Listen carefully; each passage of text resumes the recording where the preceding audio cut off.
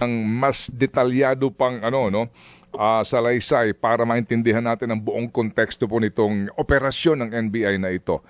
Saan ho ba nagsimula ito? Ito hong sinasabi na pagkakaroon daw ho ng pagtatangka umano na ma-entrap, no? Kung tama mo yung word na ginamit ko, o malagay sa alanganin si Executive Secretary Recto. Well, para po mas malinaw, maganda po yung tanong po ninyo, Kated. Ganito po kasi nangyari.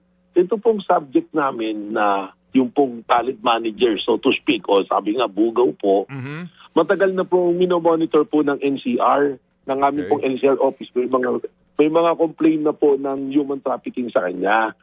Pero kaya po nagkasa po ng operation, ng entrapment operation.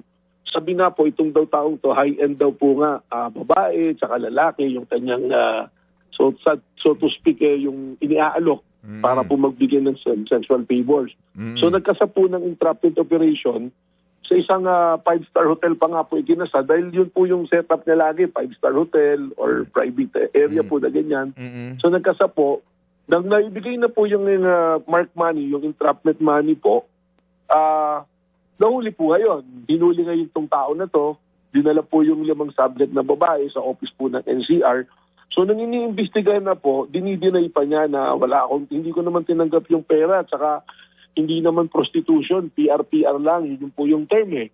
Parang usap-usap lang daw. Pero nakapasok na po sila dun sa pribadong kwarto. Nung nagigipit na po sa pagtatanong, bigla po siya nagsalita na eto bang paghuli sa amin may kinalaman dun sa plano namin na na paninira.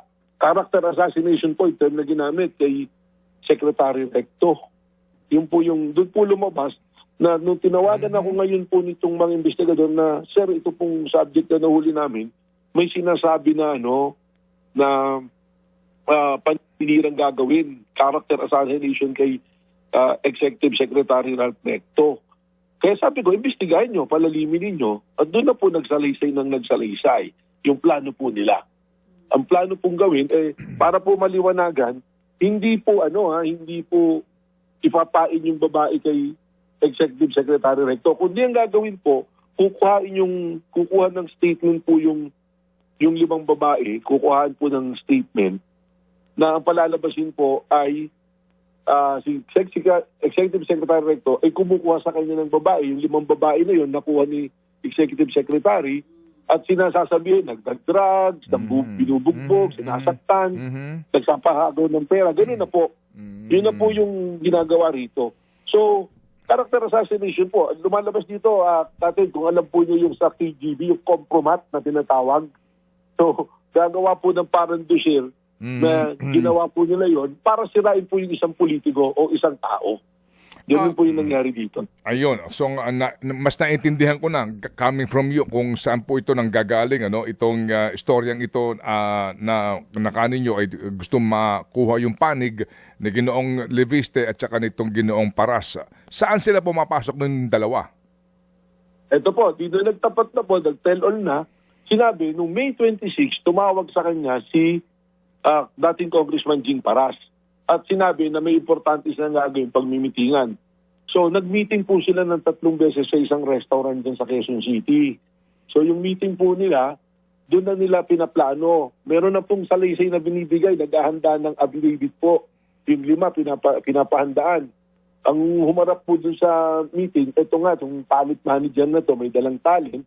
So, isasalang po yun. At ang balak nila this week, ipapile po sa piskalya, kakasuhan po ng Bausi si ES Recto, tapos po magpe-press con pagkatapos.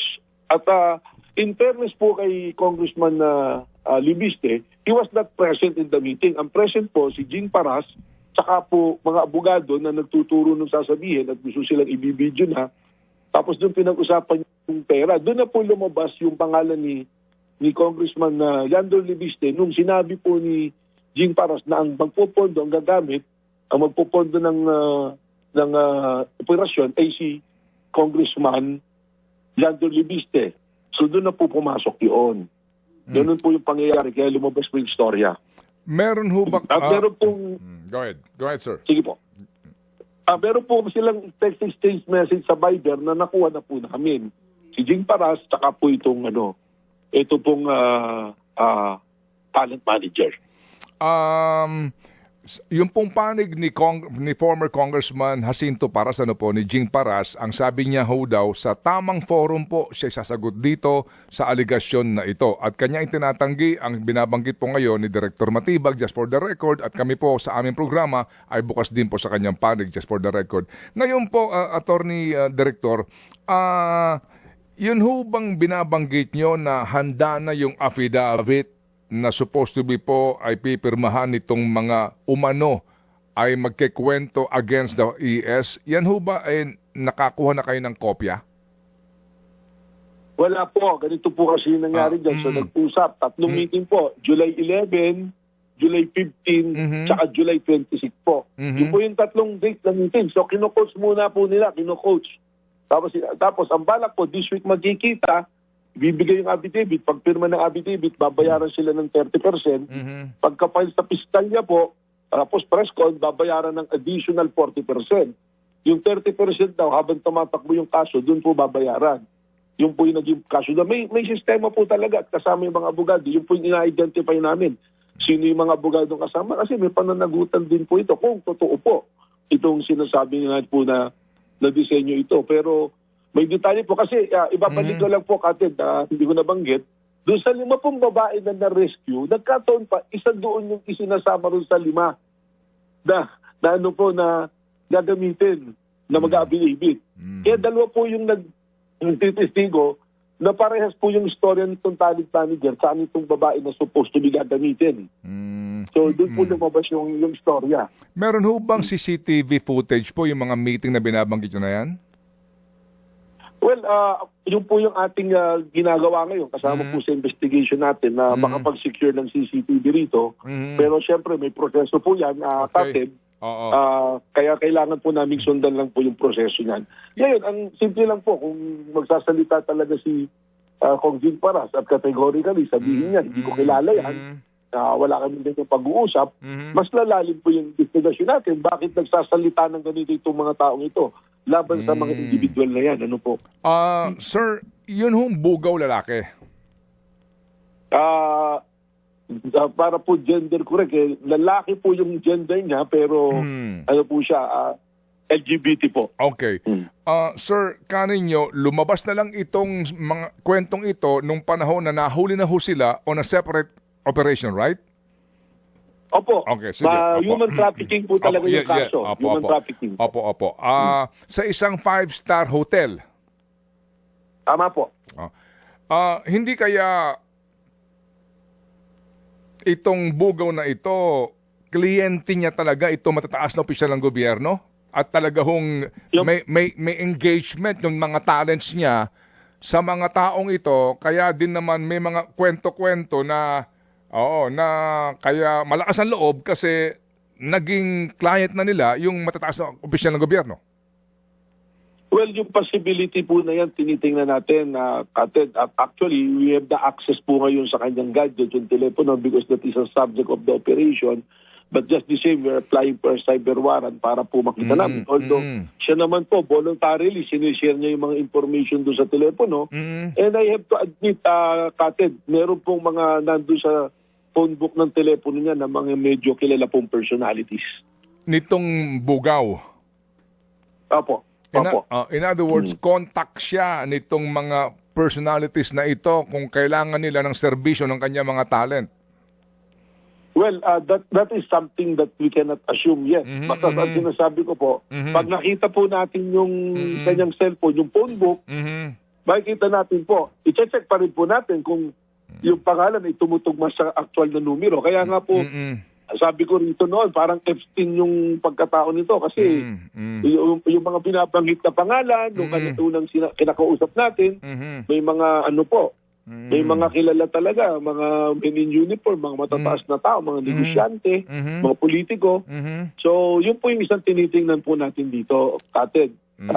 Okay, sige. So, Na atin po kailangan po papalalimin. sige po. So, hindi ito, kumbaga, usapin na nagpaplano sila para kapag kinuha itong mga talent niya, para bagang i-entrap yung opisyal, kung hindi, gagawa-gawa ng kwento kahit na walang ganoong senaryo. Yung pong sinasabi ho ninyo na pinanggagalingan nito. But again, ngayon po, hindi pa ho natin may tuturing, na talaga pong may kaugnayan dito si Ginoong Leviste o si Attorney Jing Paras, kasi nga po, yan po ikwento pa lamang noong pong talent manager, para ho natin may klaro lamang, Attorney, no? Tama po. Saka po nung babae, na isang nakasama dun sa operation po. Okay, So, dalawa sige. po sila. So, tama po kayo, certain. Kailangan namin tingnan doon sa CCTV kung talagang nangyari yung pagpupulong. Opo. Although doon po sa text exchange nila sa Viber ni Kong Jing Paras, we validated the number, sila yung nag-uusap. Oo. So, to Congressman Libiste, yung statement nitong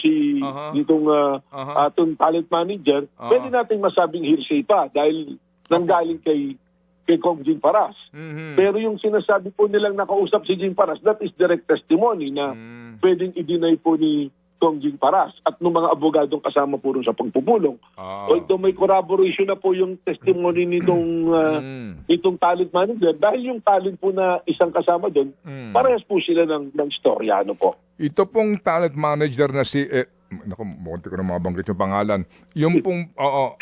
ito ba yung nakausap nyo na po mismo?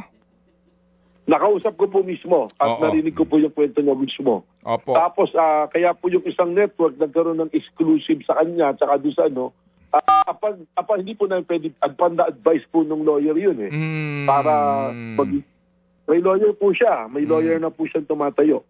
Ngayon, Kaya pinayagan po namin. so yung sinasabi nyo, yung listahan ng kanyang mga kliyente, medyo ito, ano ito, as in pangalan ng mga politiko, pangalan ng mga high-ranking military officials at mga nasa gobyerno?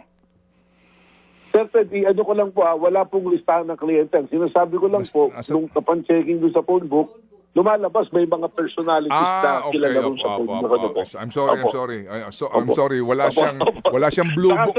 Sorry. Nasa phone book niya, mga contact Contacts. numbers Oo. ng mga opisyal ng gobyerno. Oo. Opo, and it's not a crime. Opo. It's Oo not a naman. crime na magkaroon ka ng pangalan ng isang public official sa iyong phone book. Correct. Hindi Tama. krimen yun. Baka Opo.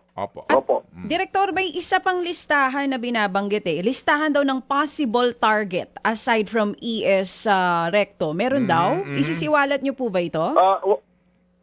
Actually, hindi naman po listahan, pero base dun sa aming initial na pagsusuri, Oo. mukhang yung plano, meron po against sa maraming mga tawag dito, yung po mga high-ranking. High-ranking Kaya officials. binanggit ko kanina, Kated, kung walala nyo, binanggit ko yung compromat Kung Oo. pamilya po kayo.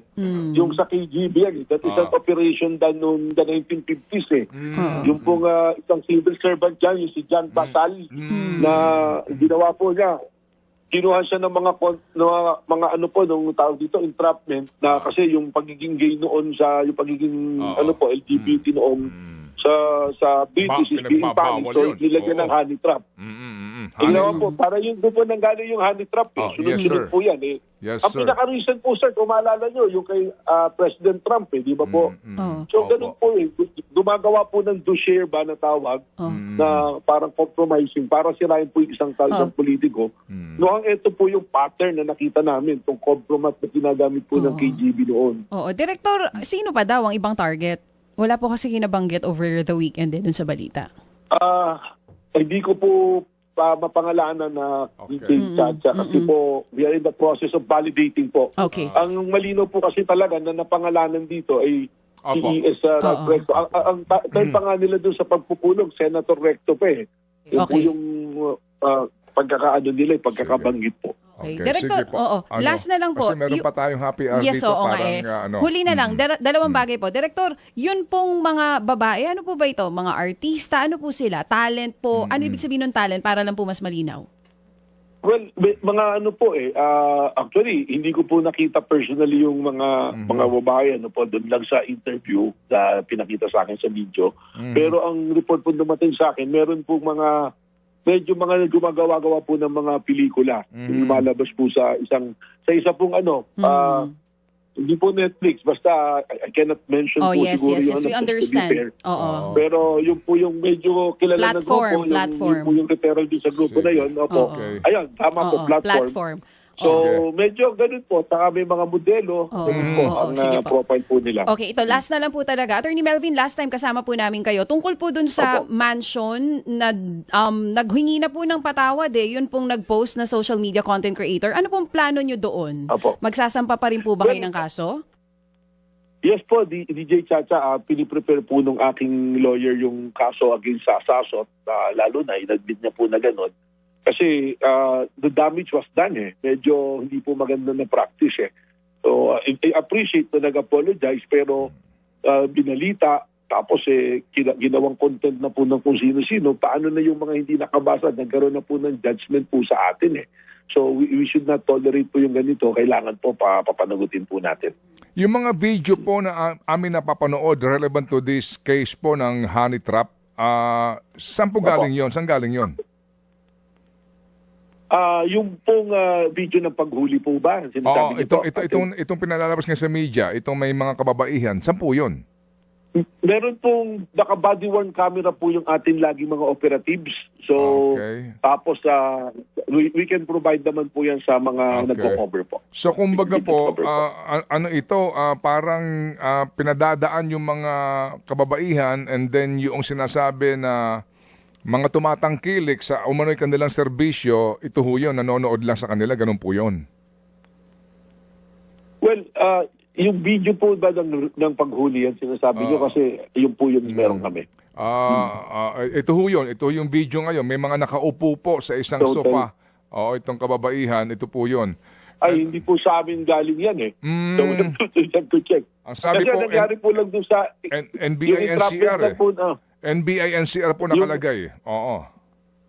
Yung pong entrapment dyan sa hotel, wala pong nangyaring hubo-hubo. Ano po? Wala. Po ng money? Wala. Hinuli na po. Sa loob po ng ng hotel po. Sige. Sa kwarto na po ng hotel yan.